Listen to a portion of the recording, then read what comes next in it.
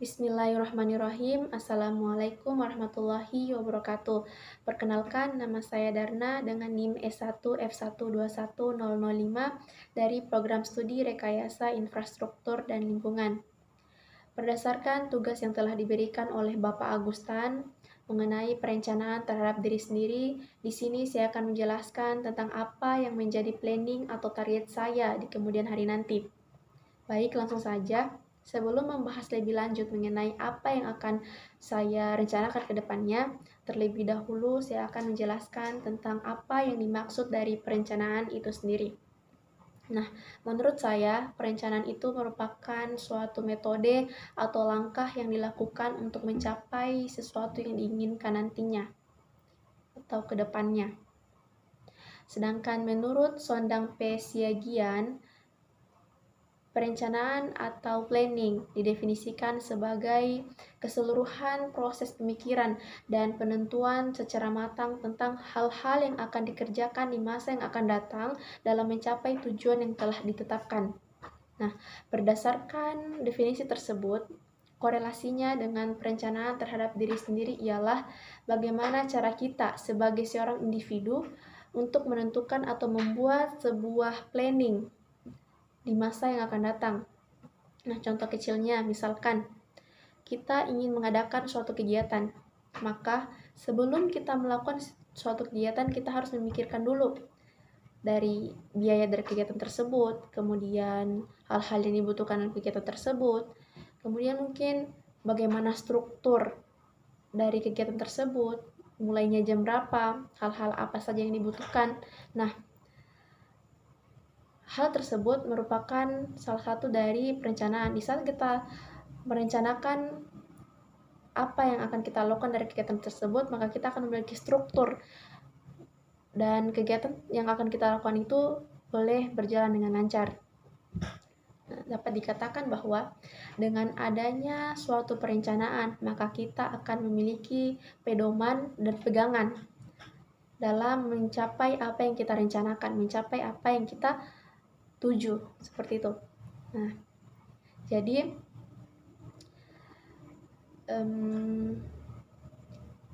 saya pribadi, rencana yang ingin saya lakukan ke depannya ialah ada beberapa hal untuk sekarang, yaitu yang pertama, bagaimana cara yang pertama ialah bagaimana agar ketika saya bisa menyelesaikan kuliah saya ini dalam kurun waktu yang tidak cukup lama semoga, dan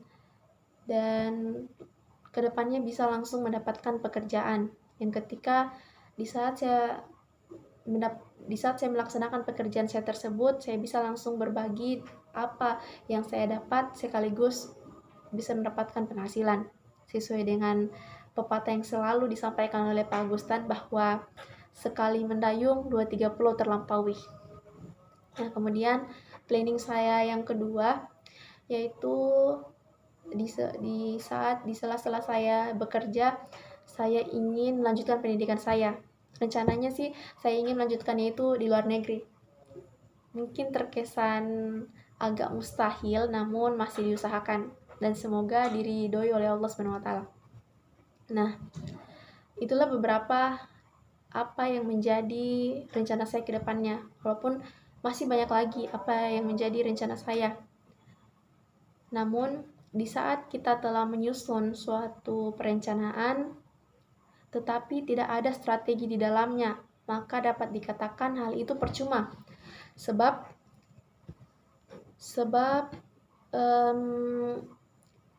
adanya strategi dalam suatu perencanaan itu adalah hal yang sangat penting.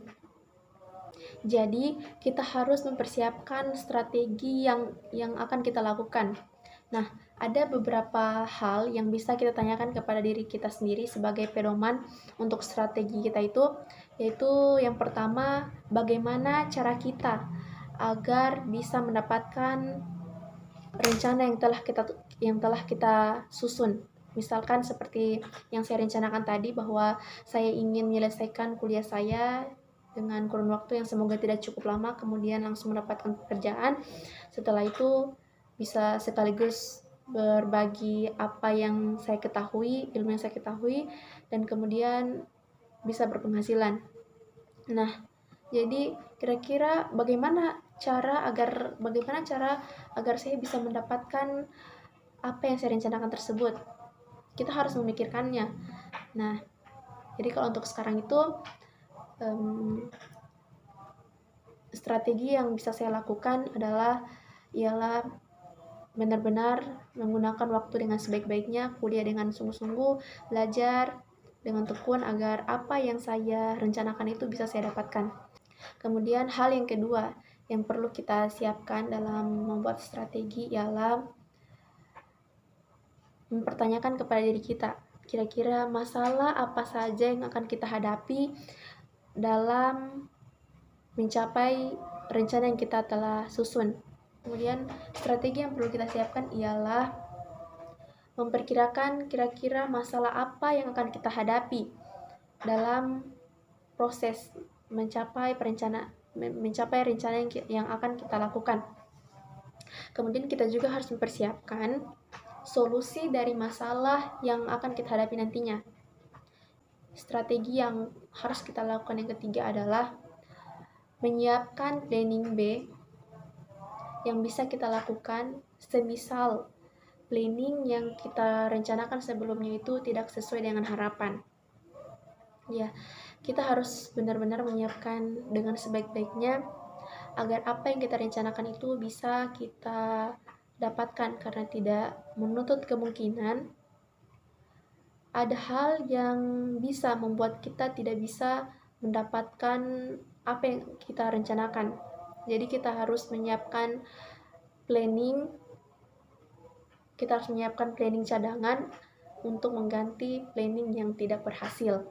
Setelah adanya planning dan strategi yang telah kita susun, maka yang perlu kita lakukan adalah bagaimana nantinya kita bisa merealisasikan apa yang menjadi strategi dan rencana yang telah kita susun